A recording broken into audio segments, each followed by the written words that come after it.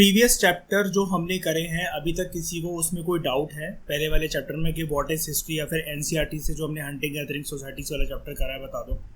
किसी को कोई भी डाउट है? नहीं ना? नहीं ना? ठीक है, आगे। हाँ हाँ,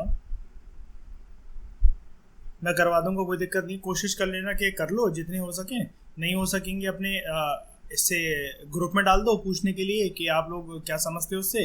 उसके बाद भी अगर आंसर ना मिले तो मैं हूँ, कोई टेंशन नहीं है। मैंने जानबूझ के वो नहीं करवाया, मैं एक बारी चाहता था कि ट्राई करो एक बारी। उसमें कुछ कुछ कुछ चीज़ें अलग हैं जो चैप्टर के बियॉन्ड जाकर पूछी हुई है। मैं समझ गया था वो चैलेंजिंग है थोड़ा सा है, लेकिन तमिलनाडु का लेवल अच्छा खासा है। एक बारी उसको कर लो, मेहनत करके सब लोग कर लो, एक दूसरे से शेयर कर लो उसका आंसर। नहीं होगा एक बारी मुझसे डिस्कस कर लेना, ठीक है?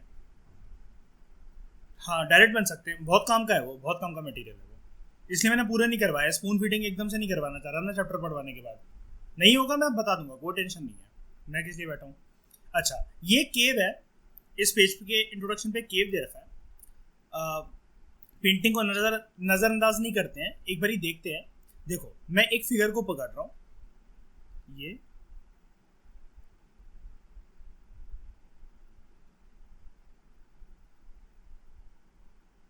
ठीक है, एक ये मेरे को दिख रहा है फिगर, एक ये फिगर मेरे को दिख रहा है।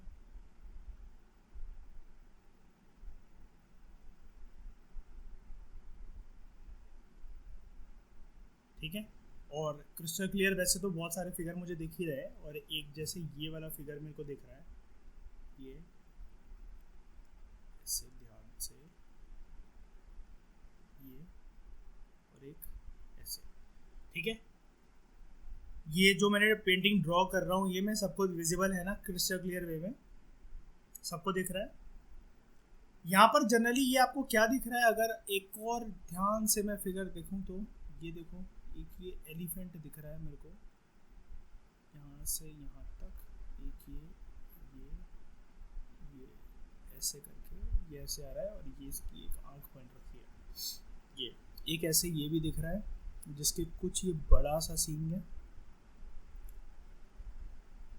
और एक ये ऐसे करके आ रहा है। ठीक है, ये सारे के सारे क्या फिगर बन रखे हैं बताओ, क्या ये सामने क्या दिख रहा है आप लोगों को? एनिमल्स हैं। ठीक है, ये एनिमल्स लेकिन हमें नज़रअंदाज नहीं करने हैं, ये इसलिए मैंने ड्रॉ करे हैं। केव्स में अगर इस टाइम पर लोग पेंटिंग की फॉर्म में कैसे भी करके अगर इन एनिमल्स को ड्रॉ कर रहे हैं, कुछ मुझे से इसमें से हिरण दिख रहा है, कुछ बाइसन दिख रहा है, कुछ ऑक्सन दिख रहा है, कुछ बफेलो दिख रहे हैं, कुछ गोट दिख रहे हैं, कुछ एलिफेंट दिख रहे हैं, तो क्या ये एग्जिस्ट करते थे कि नहीं करते थे, इस चैप्टर में ये वाली बात क्लियर हो जाएगी। एनिमल्स की लिस्टिंग भी थोड़ी सी हमें हेल्प हो जाएगी। ठीक है, एक बारी बस मैंने शुरू में ये दिखा दिया, इसको अपने सबकॉन्शियस माइंड में रेडी रखना कि हमने कुछ ऐसा ड्रॉ करा था, और ये आपको पूरा का पूरा यहाँ पर अगर आप ध्यान से देखो तो ये आपको पूरा का पूरा केव का स्ट्रक्चर दिख रहा है। अब इस चैप्टर को आगे प्रोसीड करते हैं तो आपके लिए सारी चीज़ें ईजी है। ठीक है, देखो सबसे पहले चैप्टर आपको हिंट इस बात की दे रहा है,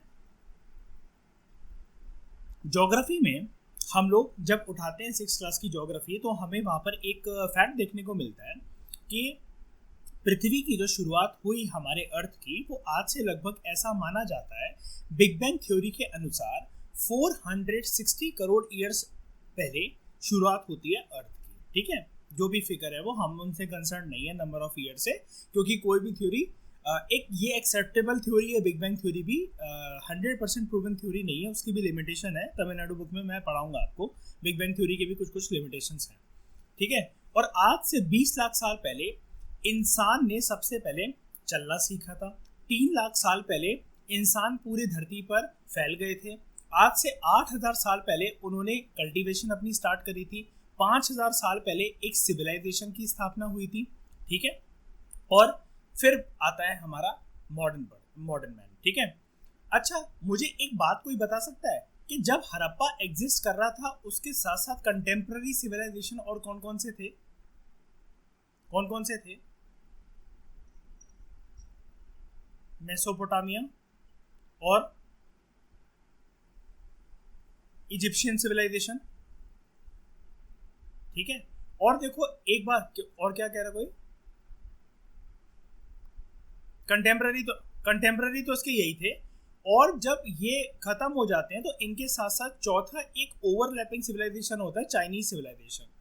हर एक सिविलाइजेशन में वैसे मैं पढ़ा दूंगा, लेकिन यहाँ पर एक फैक्ट के तौर पर आप याद रख लो, क्योंकि मैं कोई भी चीज़ जब चैप्टर प्रोसीड करता हूँ एडवांस में कुछ कुछ चीज़ें मैं आपको कवर करवा देता हूँ। हर एक सिविलाइजेशन, ये क्वेश्चन पेंडिंग है दोस्तों यूपीएससी में बड़े टाइम से, हड़प्पा में सॉरी हाँ हड़प्पा की कंटेक्स्ट में बहुत टाइम से ये वाला टॉपिक पेंडिंग है। मेंस में भी आ सकता है और फिल्म्स में तो डेफिनेटली आ सकता है। वो आपसे ये बोल सकते हैं किसी भी सिविलाइजेशन के लिए सबसे ज्यादा इंपॉर्टेंट चीज क्या थी, बता दो मुझे इसका आंसर आज। सिविलाइजेशन की स्थापना में सबसे इंपॉर्टेंट फैक्टर किसने, क्या चीज ने रोल प्ले करा?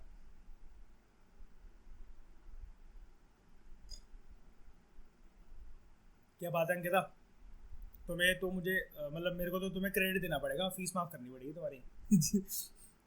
रिवर नहीं नहीं सही बोल रहे हो, इसलिए मैं कह रहा हूँ तुम होशियार हो, मतलब बहुत जल्दी कैच कर लेते हो। रिवर, अब हर किसी की रिवर आ सकती है, जैसे मतलब 4 रिवर इधर लगा देंगे, 4 ये सिविलाइजेशन इधर लगा देंगे और कह देंगे मैच द फॉलोइंग। प्रीलिम्स के अंदर पक्का ये वाला क्वेश्चन तुम्हें 2023 में, 24 में, 25 में, 26 में कभी ना कभी देखने को मिलेगा। ये क्वेश्चन पेंडिंग चल रहा है और मेंस में भी आ सकता है वाला क्वेश्चन, ठीक है। कि various factors contributed to the development of civilisation but amongst all the sources river was one of the prominent sources, critically analyse the statement. ऐसा करके कुछ क्वेश्चन बन सकता है, ठीक है। तो ये एग्जामिन, क्रिटिकली एनालाइज जो भी मिले भले, लेकिन ये क्वेश्चन बन सकता है। अब देखो हड़प्पा कौन सी रिवर पे स्थित था?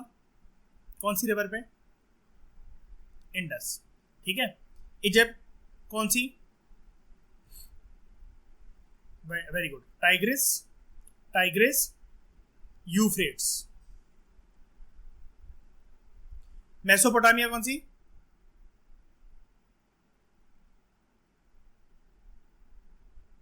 मेसोपोटामिया कौन सी? हाँ,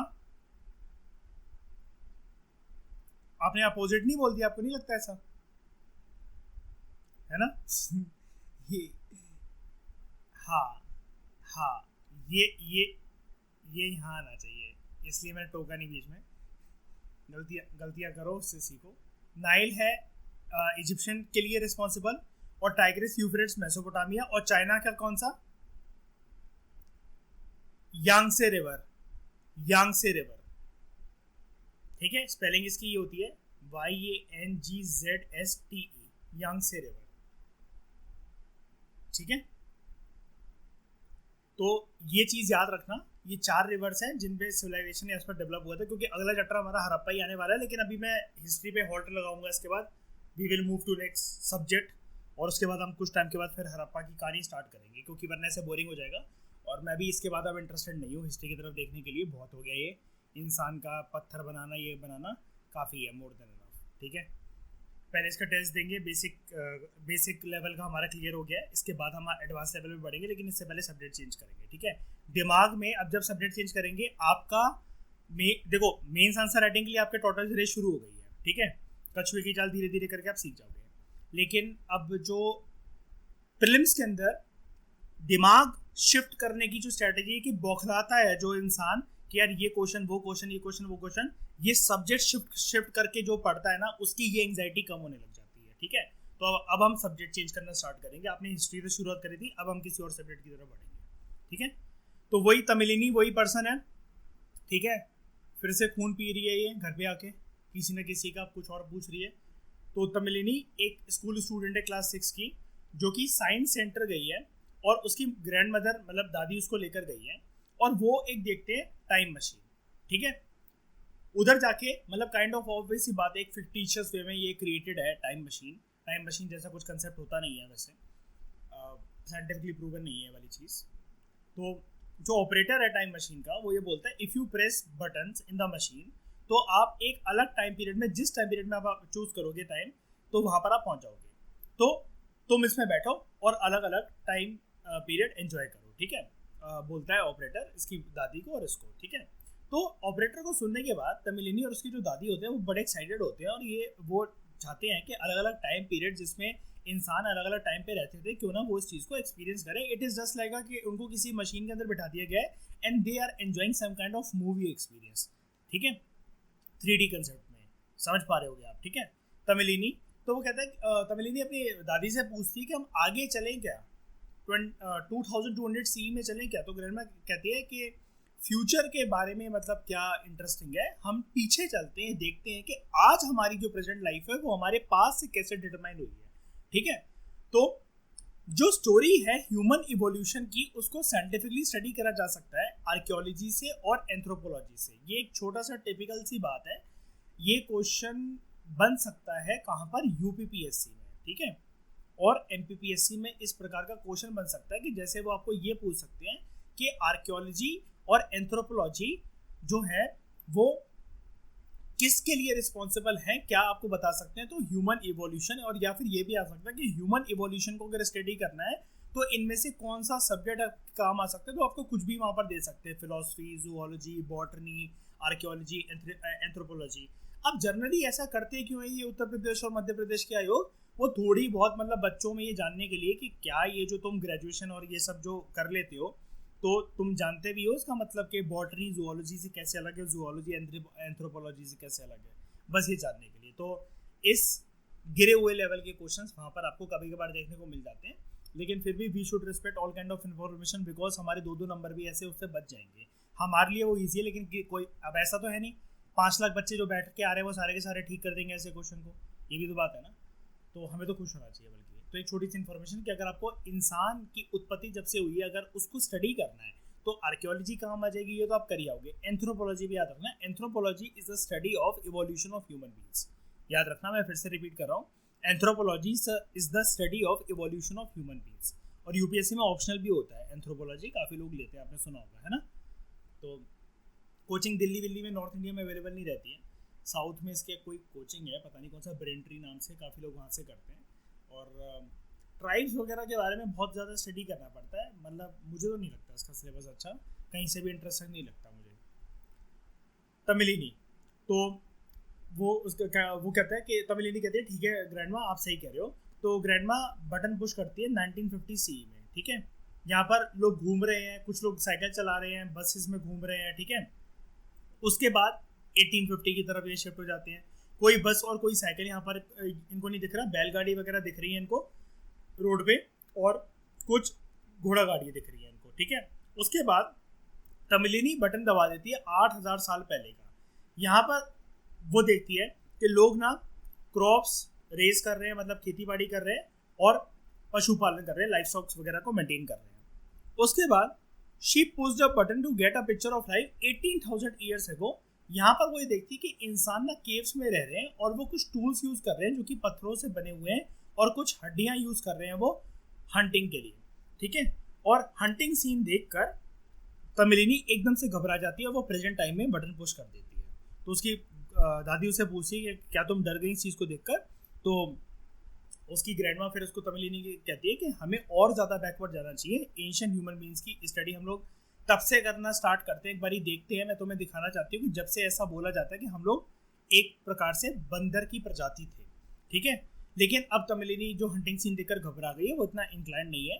तो तमिलिनी बोलती है grandma will you take me the story of evolution of human beings, क्या आप मुझे दिखाओगे और बताओगे इसके बारे में।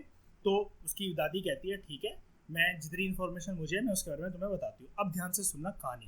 ठीक है, तो ग्रैंडमा उसकी ये कहती है तमिलिनी से, एंथ्रोपोलॉजिस्ट, अभी मैंने आपको बताया those who study the evolution of human beings, उनको एंथ्रोपोलॉजिस्ट कहते हैं। एंथ्रोपोलॉजिस्ट ने खोज कर निकाला है, अनअर्थ का मतलब होता है खोज कर निकालना, कि इंसानों के सबसे पहले फुटप्रिंट्स कहाँ पर पड़े, मतलब जो उनके इंसानी पैर के जो छाप हैं कुछ तो ट्रेस होंगे कि इंसान सबसे पहले, देखो अगर क्रिश्चियनिटी के हिसाब से हम लोग एडम ईव माने, अगर एडम ईव के हम लोग वंशज हैं या कुछ भी हम लोग ये माने, तो कहीं तो इंसान सबसे पहले इस पृथ्वी पर आए होंगे। पूरे अर्थ पर ऐसा तो है नहीं कि 2 इंडिया में, 2 अमेरिका में, 2 ऑस्ट्रेलिया में, 2 यूरोप में, कुछ समुद्र में तैर रहे हैं, ऐसे इंसान एक साथ दिख रहे थे 12-15 इंसान, नहीं यार, कहीं इंसानों के फुटप्रिंट सबसे पहले तो मिले होंगे ना। तो अभी तक जो आर्कियोलॉजिस्ट को और एंथ्रोपोलॉजिस्ट को जो ट्रेसेस मिले हैं वो मिले हैं।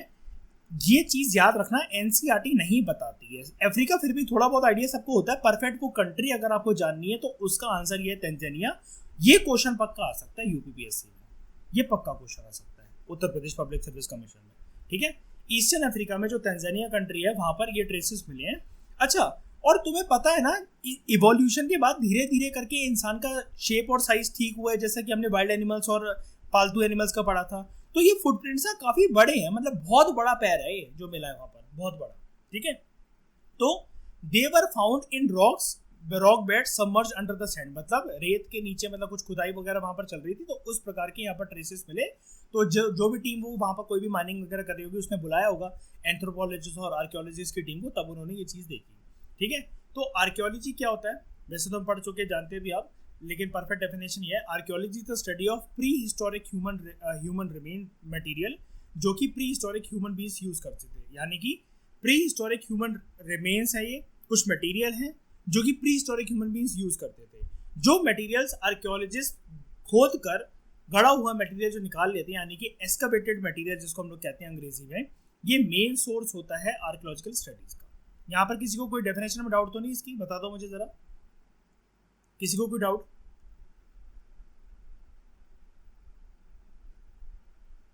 बताओ।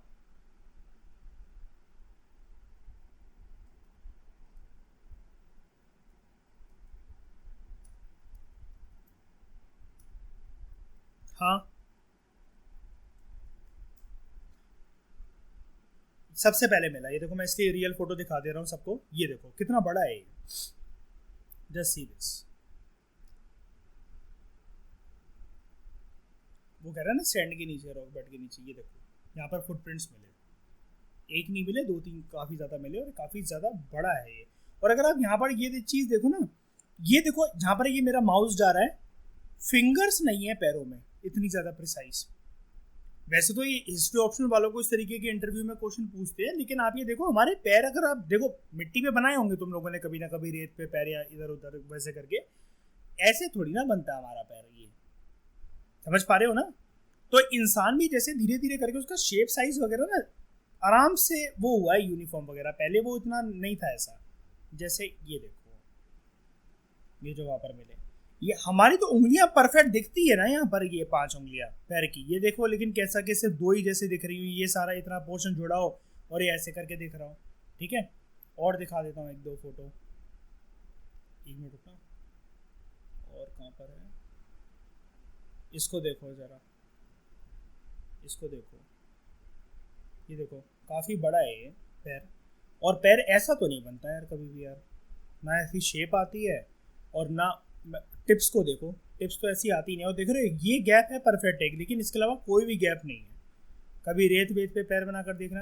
अभी मैं जाऊँगा ग्वालियर, जाऊँगा तो मैं चंबल सेंचुरी जाऊँगा, वहाँ पर देखना एक बारी बैठ के, तो मैं दिखाऊंगा ये वाली चीज़ करके वहाँ पर। ये देखो अंकिता, कभी जाना मुंबई के बीच जाना, करके देखना कभी, ऐसे ऐसे छाप नहीं बनता। ये तो चीज़ तुम लोग समझ भी पा रहे होगे, मतलब मैं उनको बोल रहा हूँ कि जिन्होंने कभी ऐसे नोटिस ही नहीं करा।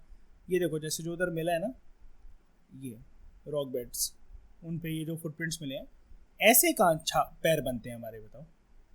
ये है इसलिए तो इवोल्यूशनरी फीचर धीरे धीरे करके अलग हुआ, इसलिए आर्कियोलॉजिस्ट की टीम के साथ ना एंथ्रोपोलॉजिस्ट को भी वहाँ पर बुलाया गया था। अब देखो ऐसा लग रहा है किसी जानवर के पैर हो, जैसे जो मिट्टी वाला है ना, ये जो गीली मिट्टी वाला, ये देखो कैसे किसी जानवर के, किसी बंदर टाइप के किसी के पैर हो। ये देखो ये अलग है, ये देखो इसमें बन तो रहे हैं, लेकिन ये ऐसा गैप तो नहीं आता हमारे बीच में कि उंगली के बाद इतना मोटा कैसे कोई गैप है कि जैसे उंगलियां बाहर की तरफ निकली हो, फिर उंगली से लेकर एड़ी तक में कुछ थोड़ा सा नीचे की साइड में, मतलब कुछ झुका हुआ, मतलब कुछ झुका हुआ पन हो, ऐसा तो नहीं होता हमारे पैर में। ये चीज़ है, ये बताना चाह रहा हूँ, ठीक है। अब इसको भूलना मत, इस डायग्राम को। आगे बात करते हैं।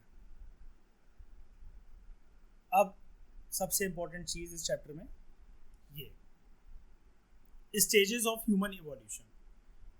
ह्यूमन इवोल्यूशन को जानने के लिए उसकी कुछ स्टेजेस, अगर ये कभी क्वेश्चन आ जाए ना कि स्टेजेस ऑफ ह्यूमन इवोल्यूशन, हम लोग जनरली क्या करते हैं कि इंसान पहले अर्ली ह्यूमन बीइंग था, मंकी था, वो था। तुम्हें पता है अगर ये आंसर तुम्हें इस तरीके का लिख कर आओगे ना, बहुत बुरा इंप्रेशन पड़ेगा एग्जामिनर के ऊपर। अगर ये वाले पेज की इंफॉर्मेशन किसी एस्पिरेंट को नहीं है ना, स्टेजेस ऑफ ह्यूमन इवोल्यूशन, अगर ये क्वेश्चन आ जाए, right a note on various stages of human evolution, या फिर how present human being came into being on this planet Earth? What are the various theories regarding it? अगर इस तरीके का कोई क्वेश्चन आ जाए ना, जिसके पास ये वाला पेज नहीं है, जिसको ये जो 6 नाम दिख रहे हैं अगर नहीं पता, उसको 0 ही मिलने वाला है उस क्वेश्चन के अंदर। लेकिन इसको एक बार याद कर लेना, आज तक आया नहीं है, पेंडिंग है, क्योंकि प्री हिस्टोरिक एज इतनी इंपॉर्टेंट नहीं होती है। फिर भी अगर कभी आ गया तो काम आएगा आपके, स्पेशली उत्तर प्रदेश और मध्य प्रदेश में। मध्य प्रदेश में तो फिर भी इतना हैवी नहीं पूछते, यूपी पीएससी में आ सकता है, ठीक है। और यूपीएससी भी पता नहीं भाई, क्रूएल है, कुछ भी कर सकता है वो, क्योंकि उसका भी क्वेश्चन बैंक खत्म होते जा रहा है, तो इसलिए वो ऊट पटांग सवाल पूछने लगा यूपीएससी भी।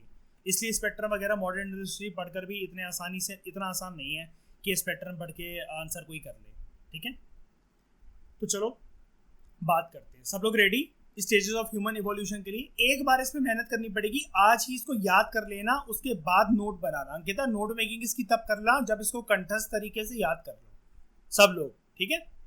उसके बाद सबसे पहला आराम से टर्म तोड़ के देखते हैं, लेमैन तरीके से बात करते हैं। ना मुझे अंग्रेजी आती है ना तुम्हें आती है, हम आराम से, बच्चे को किसी को बुक दे रखी है 6ठी क्लास के, उसको बोल रहे हैं, टीचर ने खड़ा करके बोला बेटा पढ़ो, बोला दीपांग बेटा पढ़ो। मैंने कहा मैम ये कुछ लिखा हुआ है ऑस्ट्रेलोपिथिकस, क्या बोलती है उसको?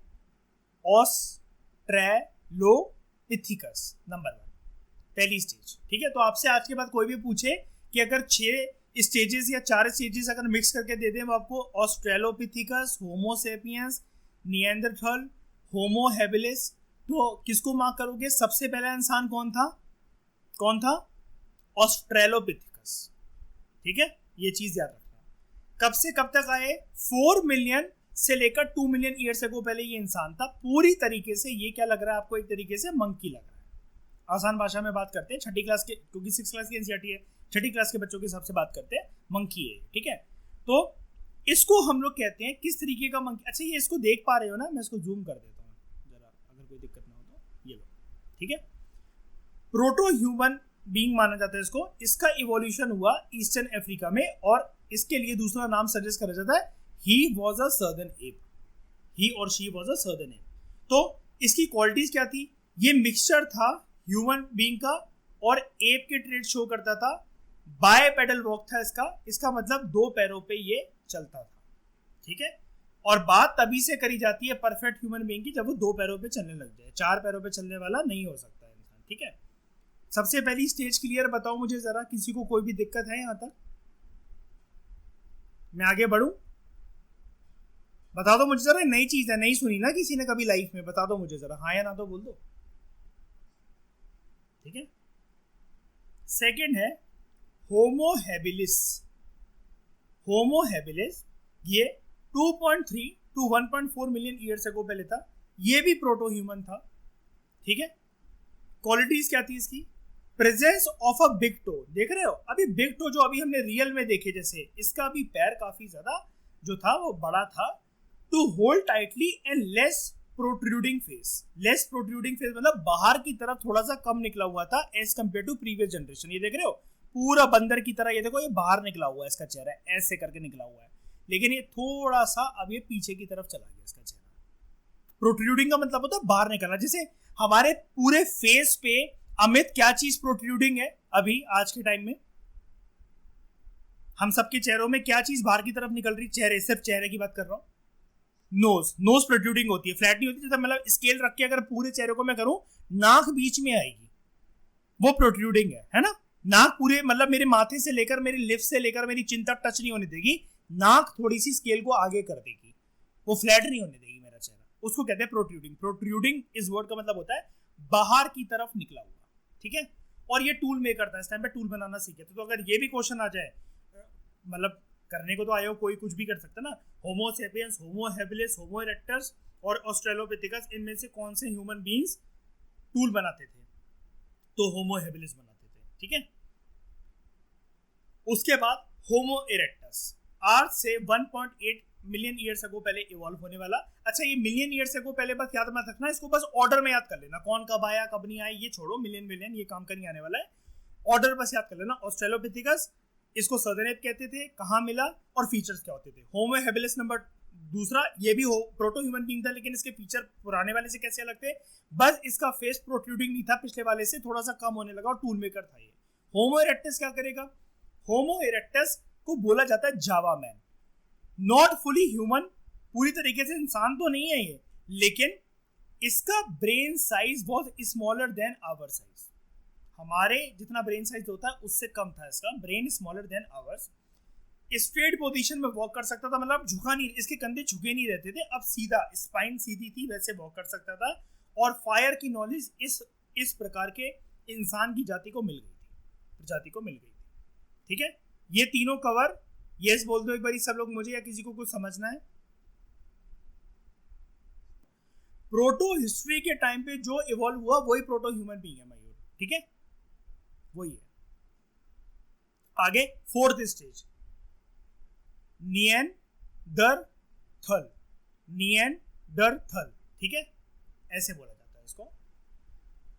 1,30,000 to 40,000 ईयर्स अगो पहले he was also not fully human being. ठीक है, ये जो अफ्रीका में सबसे पहले इंसान इवॉल्व हुए उनसे थोड़ा सा अलग दिखता था ये।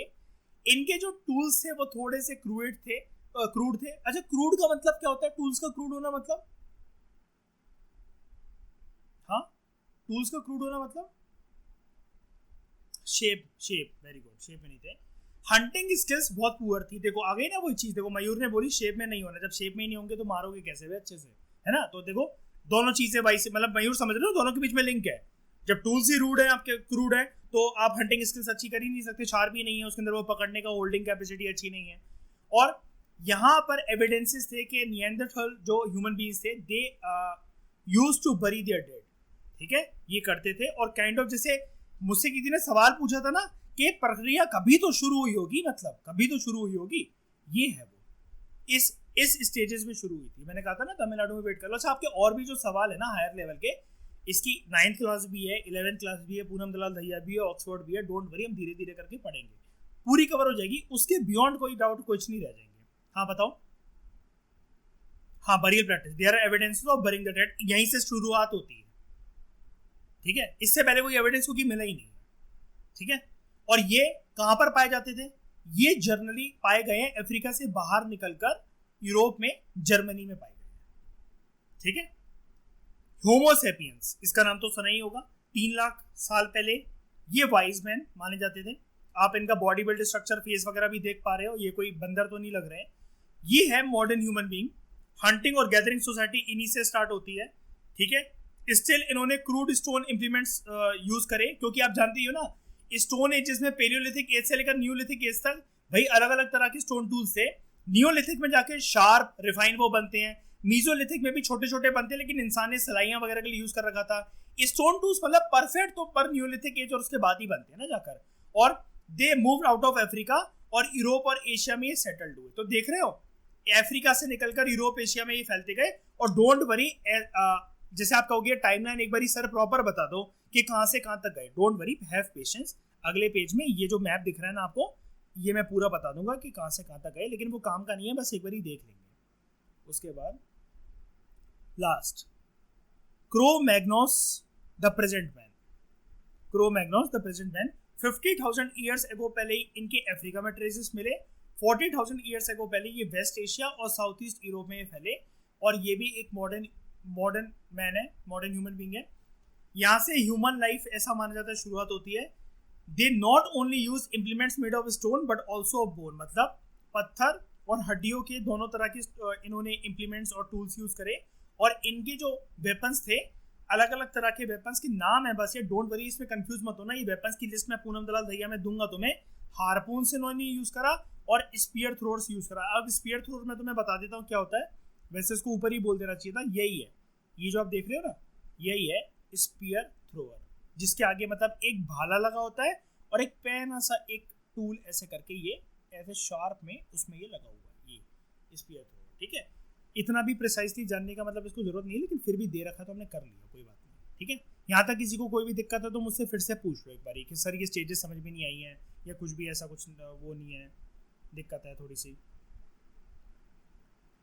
नहीं, वही करे, evidences are seen as Neanderthal in January. हाँ, मतलब ये वैसे वही है कि, लेकिन इनके एविडेंसेस को बोला जा रहा है, एक ग्रुप है, मतलब ये पूरा का पूरा इंसानों की मतलब उत्पत्ति का एक फेज है। और इंसानों की उस टाइम पर जैसे हम लोग कहते हैं ना कि आज के टाइम में हम लोग होमो सेपियंस सेपियंस है, ठीक है, 2 बार सेपियंस यूज कर जाता है, होमो सेपियंस सेपियंस, है ना। तो ऐसे ये निएंडरथल है, ये उस टाइम पर अफ्रीका में कम, जर्मनी में ज्यादा दिख रहे थे। हाँ, ग्रुप ऑफ पीपल, जैसे ये ऑस्ट्रेलोपिथेकस और वो करके। अब हम लोग ये देखो, इसका मतलब अगर हमसे कोई पूछे पूरे सारे ह्यूमन बीइंग्स जितने भी देखने को मिल रहे हैं वो वंश किसके हैं, तो भाई इस टेक्स्ट बुक के हिसाब से, इस पेज के हिसाब से उसका आंसर है ऑस्ट्रेलोपिथेकस, ठीक है, ऑस्ट्रेलोपिथेकस ये है। अब मुझे बताओ किसी को कोई भी दिक्कत, किसी को कोई भी दिक्कत? तो इससे अगर किसी को जब मेंस में क्वेश्चन बनाना होगा ना, तो ह्यूमन इवोल्यूशन को आपको ये सारी स्टेजेस लिखनी है, और फिर अगर स्पेसिफिक क्वेश्चन कभी आ जाए, right a note on Homo habilis. अब यार बंदा सोच रहा हूँ बैठ के, यार होमो हैबिलिस क्या होता है, ये क्वेश्चन कहाँ से आएगा? Out of the box question है, हो सकता है भाई, मैं मानता हूँ यार एनसीईआरटी जो पढ़ के जाएगा आउट ऑफ द बॉक्स है, कर ही नहीं सकता वो क्वेश्चन को, तो कैसे कर लेगा? सोर्स है ही नहीं ना, किसी स्टैंडर्ड सोर्स में सब चीजें दे ही नहीं रखी है। अब ऐसे तो बनाने को तो मैं गूगल से पेपर बनाऊँ तो मैं तो ऐसी हालत कर दूँ, फिर 100 की 100 क्वेश्चन ना करने दूँ मैं तो फिर किसी को भी, वो बात नहीं है ना। अब जैसे, लेकिन ये आउट ऑफ द बॉक्स अगर किसी ने कोई क्वेश्चन बनाकर छोड़ा और फिर ये एक मान लो किसी तमिलनाडु ने किसी से ये बनाया था और वो पेपर में सफल होकर आ गया ये क्वेश्चन, तुम तो कर पाओगे ना एटलीस्ट यार। ना आए तो कोई बात नहीं, लेकिन आए तो कम से कम तुम्हें तो कॉन्फिडेंस रहेगा ना कि हम चलो लीड ले ली हमने किसी से, एक बार इस चीज़ को याद करके बैठ जाना, ये मैं बता रहा हूँ, ठीक है। तो thank you very much for discussion.